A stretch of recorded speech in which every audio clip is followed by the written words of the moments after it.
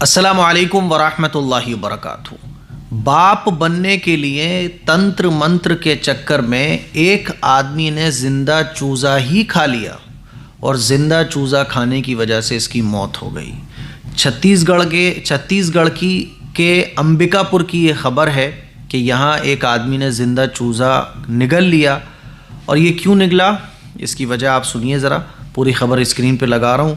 दरअसल ये आदमी शादीशुदा था लेकिन इसके कोई औलाद नहीं थी, तो डॉक्टरों के पास जाते जाते फिर ये तांत्रिकों के चक्कर में पड़ गया। यही तो होता है कि जब दवा से फ़ायदा नहीं मिलता तो हम फिर जो है ना किसी के कहने पर कि फ़लाँ के पास चले जाओ, फ़लाँ के पास चले जाओ, वहाँ चले जाते हैं। तो ये जो है ना एक शख्स जो तंत्र मंत्र करता था, जादू टोने करता था, उसके चक्कर में ये फंस गया।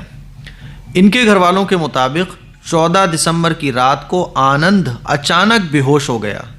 जब ये बेहोश हुआ तो इसके घर वाले इसको लेकर अस्पताल पहुँचे।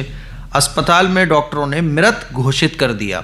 जब शव का पोस्टमार्टम हुआ तो पोस्टमार्टम में ये खुलासा हुआ कि गले के पास जब चीरा लगाया गया तो डॉक्टरों ने देखा कि 20 सेंटीमीटर का एक लंबा चूज़ा गले में फंसा हुआ था, जिसे देख सभी लोगों के होश उड़ गए। हो गए ना हैरान। अब वो तांत्रिक ने क्या कहा, तांत्रिक ने अपना इलाज शुरू किया। ऐसे ही होता है ना, जब हम किसी के पास जाते हैं, झाड़ फूक, तांत्रिक वांत्रिक, इन सब के पास, तो फिर ये अपना कहते हैं कि भाई इलाज होगा। क्या होगा इलाज के लिए? मुर्गा लेके आओ, बकरा लेके आओ, उसकी बलि दी जाएगी। तो ऐसे ही तांत्रिक ने कहा कि तुम चूज़ा लेके आओ और ये चूज़ा तुम्हें निगलना है ज़िंदा। ऐसे ही काम करवाते हैं जितने भी जादू टोने वाले होते हैं। तो ज़िंदा चूज़ा जब इसने निगला तो भाई ज़िंदा चूज़ा है, 20 सेंटीमीटर, अच्छा खासा बड़ा हो गया। गले से कैसे उतरेगा वो नीचे, हलक के नीचे कैसे उतरेगा? तो दम घुट गया, बेहोश हुआ, इंतकाल हो गया। पोस्टमार्टम में ये ज़िंदा चूज़ा जो ये निगल रहा था वो गले में फंसा हुआ, पोस्टमार्टम की रिपोर्ट में जब चीरा लगाया गया गले में तो ये निकाला गया और पोस्टमार्टम की रिपोर्ट में ये सामने आया कि इसने ज़िंदा चूज़ा निगला है। जब और खोजबीन की गई कि ज़िंदा चूज़ा इसने क्यों निगला तो पता चला कि तंत्र मंत्र के चक्कर में आके इस शख्स ने ऐसा किया। 2-3 महीने पहले खबर मैंने और पढ़ी थी कि एक शख्स ने तो ऐसे ही तंत्र मंत्र के चक्कर में आकर अपनी माँ को ही कत्ल कर डाला और कत्ल करने के बाद गर्दन जो है ना वो जिस देवी पर, जिस चीज़ पर उसको चढ़ाना था उस पर चढ़ा दी। गैर मुस्लिमों के यहाँ इस तरह के वाक़यात बहुत आम हैं और मुसलमानों में भी अब इस तरह की खबरें बहुत आम होती चली जा रही हैं। एक आदमी मुझे मिले तो 7 कुओं का पानी लेते फिर रहे थे।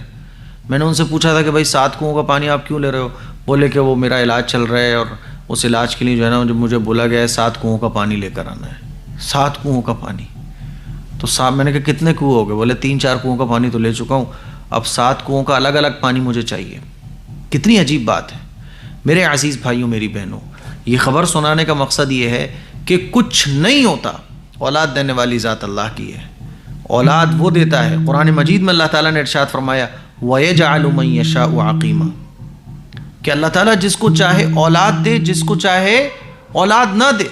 किसी को बेटे बेटे दे दे, किसी को बेटियां बेटियां दे दे। वयजअलु मन यशाउ अक़ीमा, और किसी को बांझ बना दे कि उसके औलाद ही नहीं हो रही है। तो ये अल्लाह के इख्तियार में है। इसीलिए अल्लाह के नबी सल्लल्लाहु अलैहि वसल्लम ने इरशाद फरमाया कि किसी को हाथ मत दिखाओ।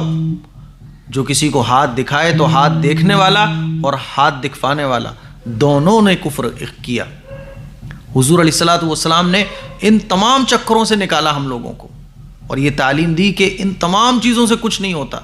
हुजूर ने फरमाया ना किसी दिन में नहुसत होती है, ना किसी इंसान में नहुसत होती है, ना किसी चीज़ में नहुसत होती है। नहुसत तो इंसान के आमाल की वजह से पड़ती है इंसान के ऊपर। तो ये दुनिया एक आजमाइश की जगह है। कोई एक वाक़या आपको नहीं मिलेगा कि रसूलुल्लाह सल्लल्लाहु अलैहि वसल्लम के ज़माने में कोई इस तरह से आया हो, या रसूलुल्लाह मेरे औलाद नहीं हो रही, कुछ झाड़ फूक कर दो। हुजूर ने ना कभी झाड़ फूक किया, हाँ किया भी है तो दोनों कुल से किया है। कभी किसी को पढ़ने की ताकीद भी की तो सूरह बकरा पढ़ने की ताकीद की। कभी किसी ने कोई अमल पूछा तो हुजूर ने फरमाया दुआ मांगो, तहज्जुद पढ़ो, अल्लाह से अपना ताल्लुक़ मजबूत करो। तो अब गैर मुस्लिमों की बहुत सारी चीज़ें मुसलमानों के अंदर आती चली जा रही हैं। मैं आप लोगों से ये कहना चाहता हूँ, अगर आप भी औलाद ना होने की वजह से किसी ऐसे तांत्रिक वांत्रिक के चक्कर में पड़ रहे हो, खुदा की कसम ऐसी बर्बादी तुम्हारा मुकद्दर बन जाएगी। किसी तांत्रिक वांत्रिक के चक्कर में पड़ने की ज़रूरत नहीं है। गैर मुस्लिमों से कहना चाहता हूँ इलाज कराओ अपना, और मुसलमानों के से कहना चाहता हूँ कि इलाज कराओ, मेडिकल जो भी इलाज इसके होते हैं, बाकी अल्लाह से दुआ मांगो, अल्लाह से अपना ताल्लुक़ मजबूत करो। तांत्रिकों के और ये जादू टोना करने वालों के चक्कर में पड़ने की बिल्कुल ज़रूरत नहीं है। मुझे उम्मीद है मेरी ये बातें आप लोगों को समझ आई होंगी। दुनिया एक आजमाइश की जगह है, आजमाइश तो आएंगी, आजमाइशों पर सब्र करना और अल्लाह से अपना ताल्लुक़ मजबूत करना और दुनिया के जो ज़ाहिरी असबाब होते हैं उनको इख्तियार करना, ये ईमान वाले की पहचान है। अस्सलामु अलैकुम व रहमतुल्लाहि व बरकातुहू।